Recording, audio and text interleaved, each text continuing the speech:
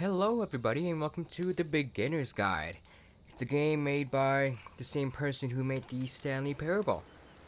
So this is a very heavy story-based game, so it's probably gonna be a lot of narrating and I'm gonna be not even talking as much, which is probably okay because this is a good game. Okay, so let's begin. Apparently this is like a very yep, it's definitely on. I hear birds chirping. I don't know if you guys hear that. But wait. So I can use never mind. Hi there. Thank you very much for playing The Beginner's Guide. Hey, you're welcome. My name is Davey Reedon. I wrote The Stanley Parable, and while that game tells a pretty absurd story, today I'm going to tell you about a series of events that happened between 2008 and 2011. Oh, okay. We're going to look at the games made by a friend of mine named Coda.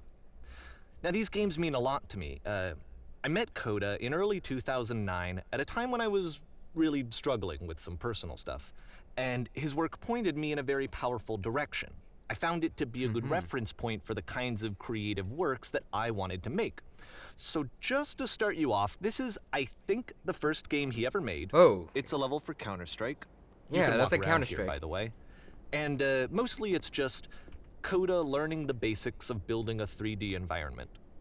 But what I like is that even though he starts from the simple aesthetic of a desert town, he then scatters these colorful abstract blobs and impossible floating crates around the level.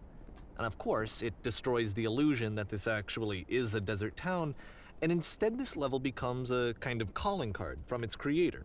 It's like a reminder that this video game was constructed by a real person.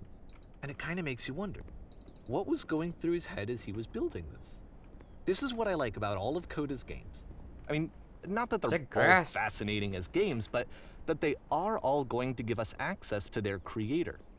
I want us to see past the games themselves. I want to get to know who this human being really is. And that's exactly what we're going to do here. So, it's 2008, Coda starts making these games, and he never releases any of them. He doesn't put them onto the internet, he just makes them and then immediately abandons them, and they sit on his computer forever. And I think he really understood this image of himself as a recluse. At one point, he jokingly renamed his computer's recycling bin to Important Games Folder. So, you know, this was just how he worked. He tended to crank them out one after the other without even really pausing to try to understand what he had just made, until suddenly one day, he just stopped. In 2011, that was it. He made his last game, and then he hasn't made another one since. And that's why I've taken this opportunity to gather all of his work together, is because I find his games powerful and interesting, and I'd like this collection to reach him, to maybe encourage him to start creating again. And if the people like you who play this also happen to find his work interesting, then I'm sure it'll just send that much stronger of a message of encouragement to Coda. So thanks for joining me on this. If you have a particular interpretation that I haven't mentioned here, or if you just need to get in touch, you can email me at daveywreden@gmail.com. Okay, that's about it for introduction. Okay. Let's take a look at Coda's first proper game. As each game is loading, I'll show you the date that it was completed. This first one was made in November 2008. Is it Portal? It looks like Portal. Whisper machine. Status active. Oh gosh. Oh, that thing is creep me out. What's happening here? This game is called Escape from Whisper, and it's one of the more generic games you'll see from Coda.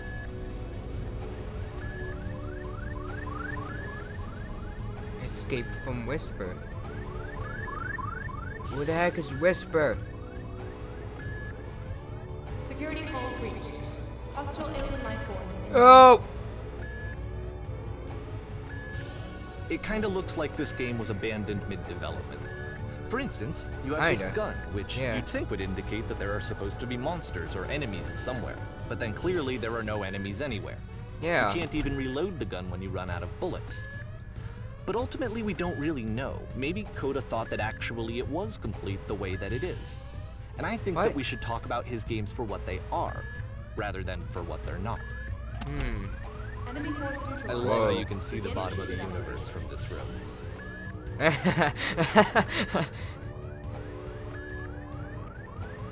What's this? This supposed to be a face? Oh.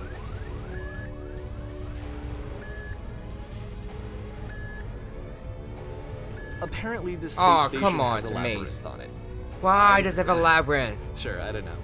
There's really no reason for it that I've ever been able to discern, so in the interest of time, I'm just gonna skip you on past it. Yay! I win! Okay, Oh. This is the part that's interesting. The game has this narrative about the whisper machine and how it has to be turned off, and then you get to the engine room. Whoa. Hey, you there, in the engine room. You could save us all. That beam is powering the whisper machine. We could disrupt it by introducing a great enough heat signature. If But you, jumping into it? your body could stop the beam. Oh wow, I was right. It's so much to ask, but for all of our lives, would you do it? Could you give yourself?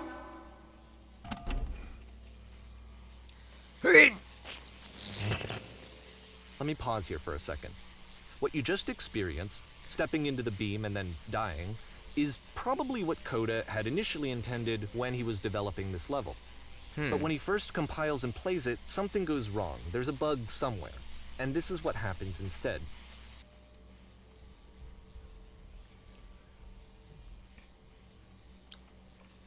Okay, so I go in here. Oh no! Oh, I'm floating. Oh.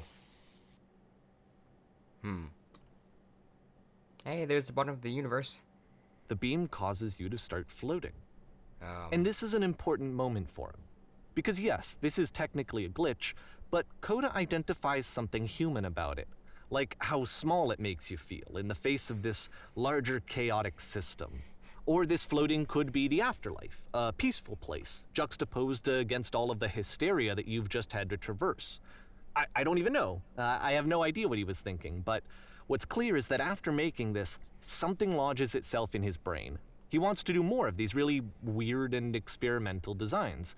So he stops work on this and moves on to a stream of tiny little games that go in all sorts of directions. Let's go ahead and take a look at the first game he made after leaving this one behind.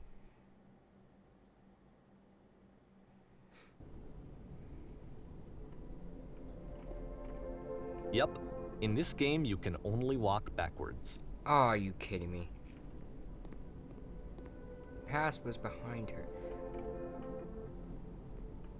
Oh, this is so disorienting.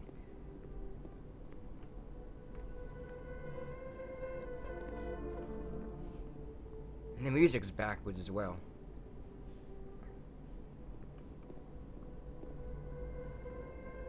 So it's What? a short and relatively minimalist experiment combining motion and narrative.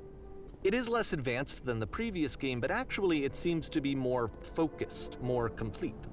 Coda's trying to give it a unique voice rather than simply basing it on a pre-existing trope.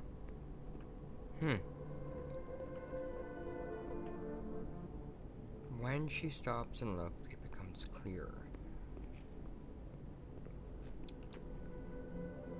But if the future is always behind her, how will she find the strength to confront it? What? It's a short little thought, it says what it wants to say, and then it ends. Didn't need anything more than that. Which to me is why it works, because it gets out quick. Okay, next one. Oh, it's just Slender? The heck, mouse. Why are you doing that? Alright. Oh. Oh, okay, so it's just only... Whoa.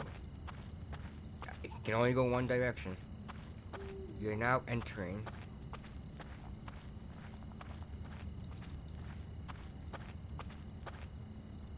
And that's it. What? Okay, the meaning of this game won't be clear just yet. Please be patient with me for a few more games, and I promise you'll see what makes it interesting.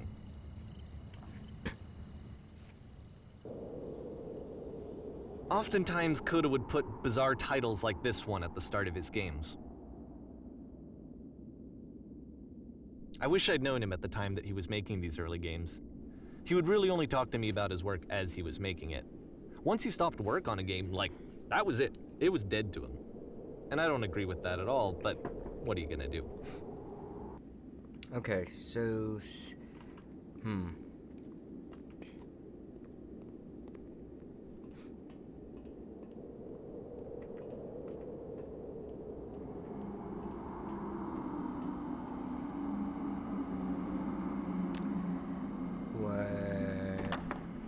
Once you've been slowed to an absolute crawl, the door at the top of the stairs opens. So why, if Koda's not showing these games to anyone, why bother opening the door at all?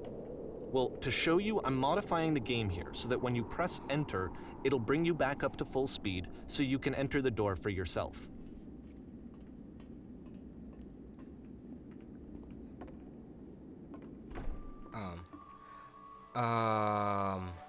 Play? Whoa, what? Walk around talking to people from... Whoa. You are at a gate. Press you to... I don't want to do that. A room that's warm and nice and filled with little ideas for games.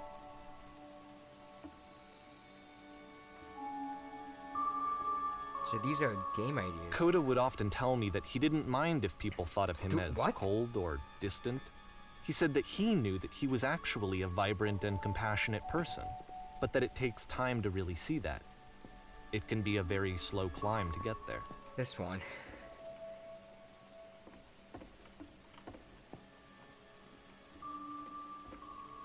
How is you or a gate can be a game?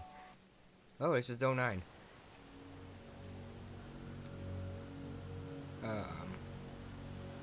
Oh, we're not on the lake. Not even close.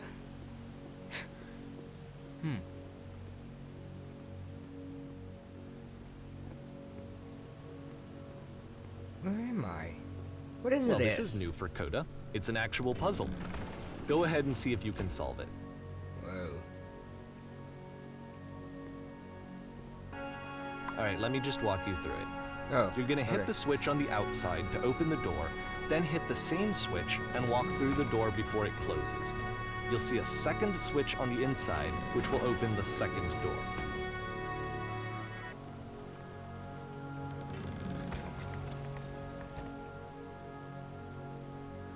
Oh. Don't forget that solution, because we're going to see this puzzle again soon. We're gonna see it a lot. What? Why? Is it the same puzzle now? So that seems to be it, right? You walk down a corridor, you solve the puzzle, you get to the end. Simple enough. Alright, now I'm going to modify the game again so that when you press enter, it'll remove all of the walls from this room. Whoa. Whoa. What? What?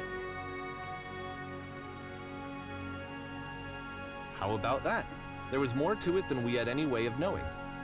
I actually find it funny that this game comes after the Stairs game, since they essentially convey the opposite idea.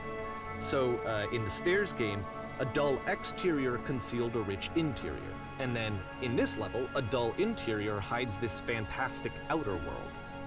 Either way, I think that the point is the same, is that most of the time you don't get to know what you're missing, or even that you're missing anything. That's not your role as a player. So if your role here is not to understand, then what is it?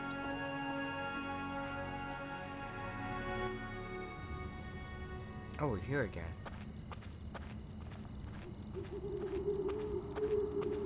Aha! So, this, combined with the entering game from earlier, tells us that Koda believes his games are connected somehow.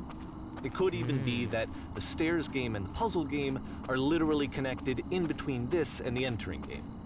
There's a bigger picture that all of his games are meant to play a role in, some larger meaning that we won't be able to grasp until we've seen all of them. And once we have, we can step back and start to understand what exactly that bigger picture is.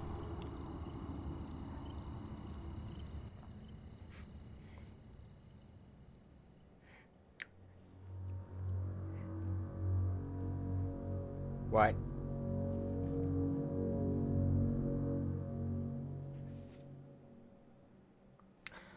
Okay, so I want to end it here and immediately to move to the next one because I'm really interested in this. So I'm just gonna say whatever.